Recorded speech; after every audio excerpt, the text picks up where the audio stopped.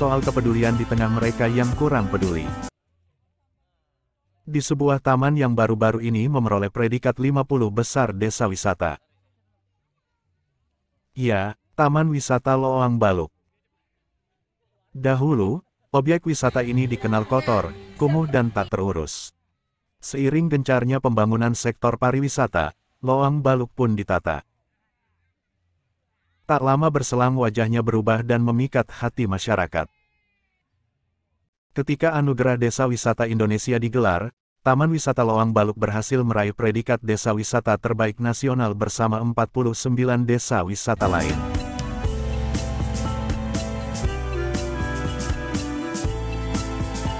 Namun, pasca ajang bergengsi itu, sampah mulai berserakan.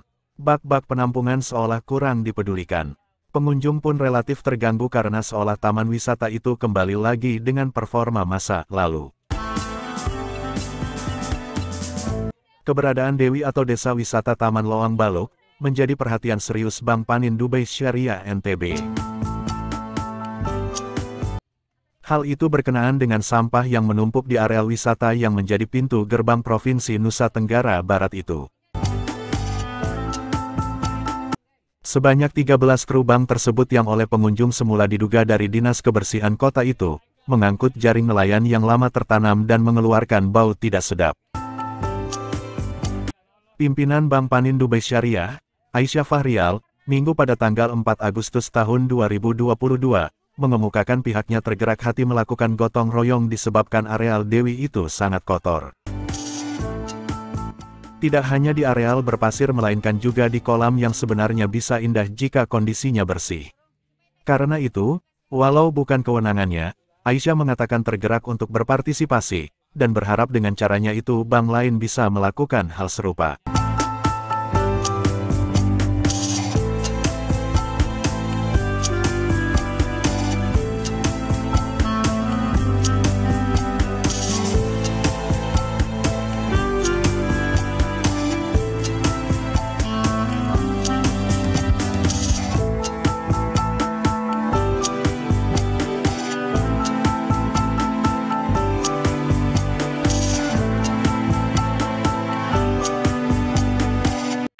Dari perbankan ya, dalam hal ini Bank Panin Dubai Syariah, jadi pas ada acara bersih-bersih pantai gitu ya, minggu lalu juga saya datang, kondisinya seperti ini, mungkin karena setiap hari Bu ya, volume sampah masuk dari berbagai wilayah. Harapannya penduduk-penduduk di kota tertiblah buang sampah, supaya pekerjaan dinas, pekerjaan sukarelawan itu bisa tertolong, apalagi lokasi ini adalah lokasi yang termasuk 50 besar Pak ya, untuk wisata gitu loh. Desa wisata. Desa wisata. Boleh dikasih lihat ke situ deh Pak. Ya. Nah seperti ini kan sayang banget dengan aromanya yang kurang yang tidak nyaman lah ya. Ini kita akan upayakan karena plastik. Kalau hari ini kami bisa dengan cara apa, kita akan angkat. Ini simpel tapi akibatnya kalau seminggu tidak diangkat, bayangin kalau sebulan, setahun. Ya Pak, jadi harapannya dinas-dinas, perbankan, swasta adalah upayanya untuk mengadakan entah sukarelawan, entah sumbangsi ke kegiatan-kegiatan bebersih seperti ini. Ke depan Bank Bali sendiri akan konsisten terus? Bank Panin Pak ya, oh, Bank Panin. Nanti di jawaban. Bank Panin Dubai Syariah, kami rencananya karena ada kegiatan, sebenarnya kegiatan itu bisa sambil have fun ya, gitu ya, olahraga, kita pungut-pungut sampah. Kedepannya saya akan tertibkan, insya Allah. Dan saya akan sampaikan juga ke teman-teman perbankan yang lain. Ya Pak, instansi terkait juga tolong. Ya, makasih. Taman Loang Baluk menjadi lokasi favorit masyarakat maupun lembaga untuk melakukan berbagai kegiatan. Sebutlah jalan sehat yang pada beberapa pekan lalu diikuti hingga 15.000 peserta. Keramaian yang tercipta tidak cuma berkonsekuensi pada pemasukan, melainkan juga pada aspek kebersihan. Itulah yang menggerakkan hati kru Bank Panin Dubai Syariah luangkan waktu membersihkan areal yang mengganggu pemandangan tersebut.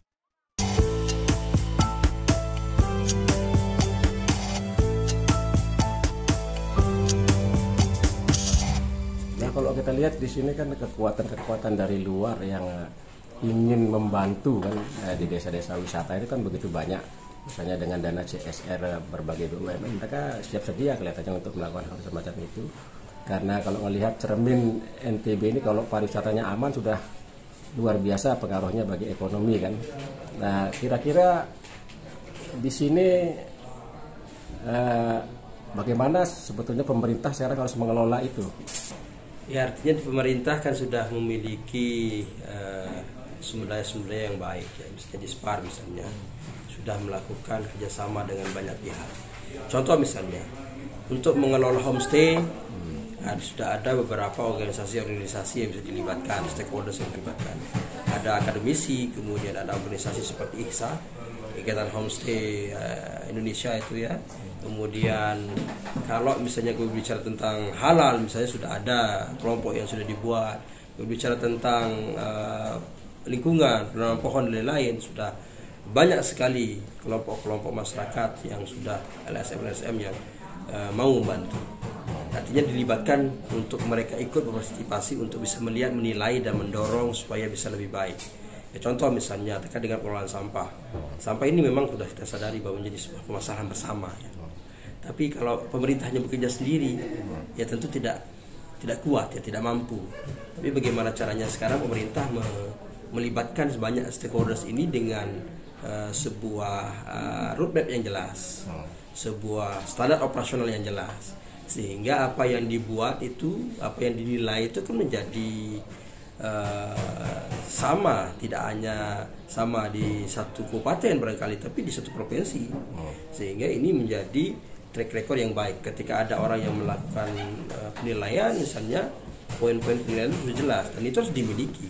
Siapapun yang melakukan penilaian misalnya di desa A tentang kebersihan, itu sama, tidak lagi berdasarkan subjektivitas, tapi objektivitas berdasarkan hasil evaluasi yang sudah dibuat.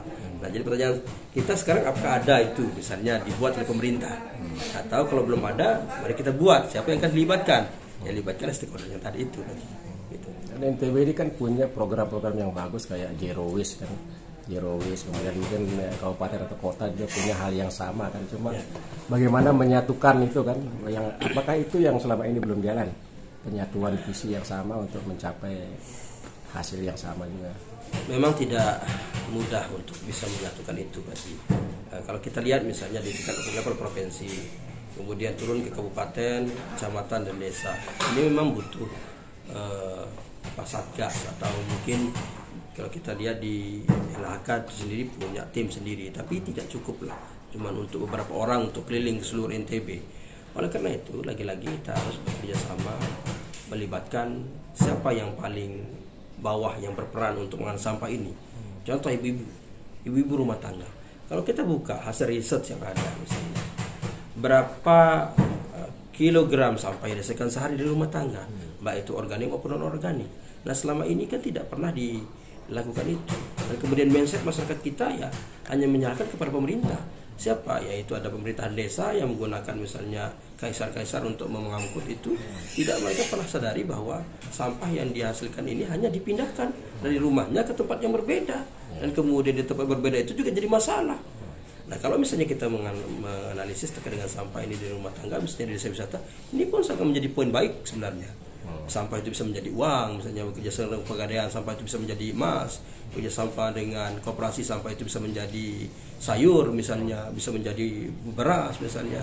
Itu yang belum, tapi artinya itu tidak bisa dilakukan hanya setahun 2 tahun, tapi misalnya tahun pertama dibuatkan regulasinya, tahun kedua diajarkan bagaimana prosesnya, tahun ketiga kita pengembangan, tahun keempat misalnya pendampingan terhadap produknya, tahun kelima misalnya sudah advance, sudah maju, bisa dilepas misalnya. Baru kita bina yang lain. Ini yang terjadi, dibina hanya dikasih alat, kemudian tidak dikasih skillnya, masyarakat tidak bisa melakukan itu.